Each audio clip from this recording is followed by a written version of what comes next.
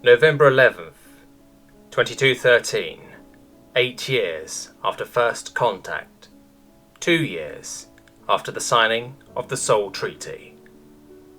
The speaker was silent for a moment, taking in the crowd of somber faces before him. My name is Second Lieutenant Arkal. I was a Nartan liaison officer aboard the Argo, an HRE ship that hosted the first human Nartan coalition crew after the signing of the Soul Treaty. I was very proud to be part of such a historic crew, and of my part in making sure relations remained smooth between our two species on the ship. Arkal paused again, letting his words fade, searching for his next ones. On the day I was transferred to the Argo, I was introduced to the human who was to be my aide. His name was Corporal Robert Walker. I still remember our meeting. He snapped me a crisp salute, a small smile on his face, before giving me his name. "Please call me Rob, sir," he added. "Corporal Walker is too formal for my tastes." I thought it was strange, but my prior contact with humans was limited, so I let it slide.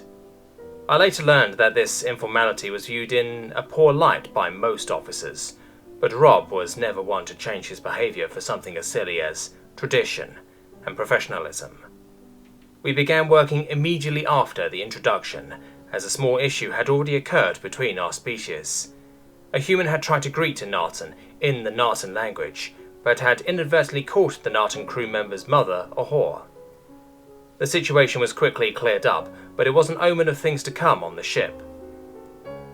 The crowd was sitting silently, save for a few sniffles here and there, mixed with a couple of low chuckles. There were many such situations, but Rob and I were always able to clear them up swiftly, no matter how heinous the words mistakenly exchanged were. As a side note, humans really should not try and speak Nartan, leads to too many misunderstandings. Still, through every situation, Rob wore that same small smile he had given me when we met.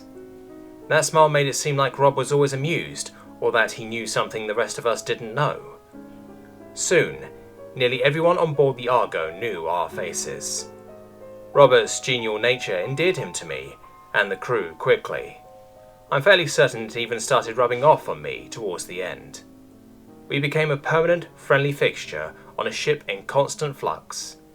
We worked together for approximately a year, cleaning up misunderstandings and deepening the bonds between our two species.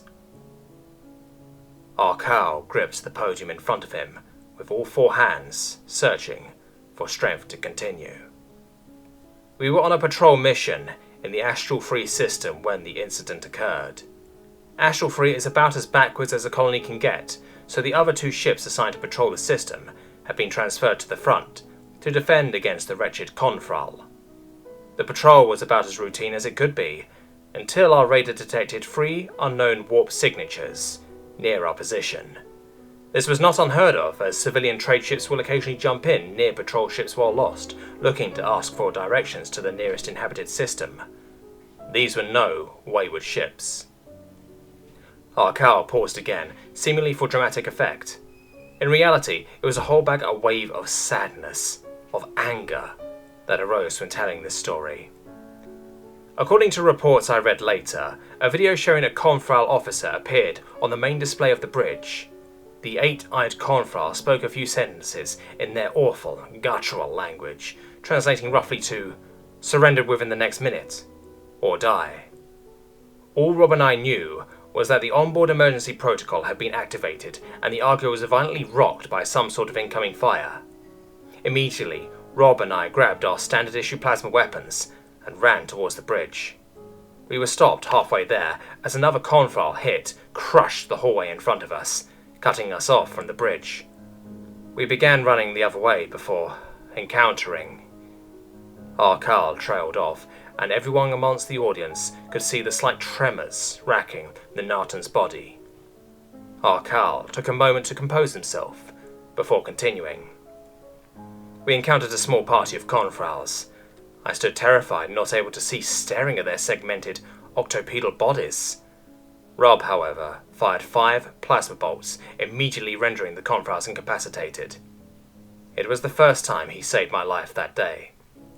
We ran away from the small breach the Confrent's landing pod had broken in the hull of the Argo, leaving their bodies to rot.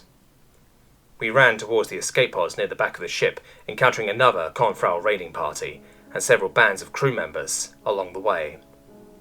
Things were going relatively smoothly as a boarding can go at least. Soon we were helping direct crew members into the escape pods, sending them away as soon as each was full. We must have helped 200 crew members escape.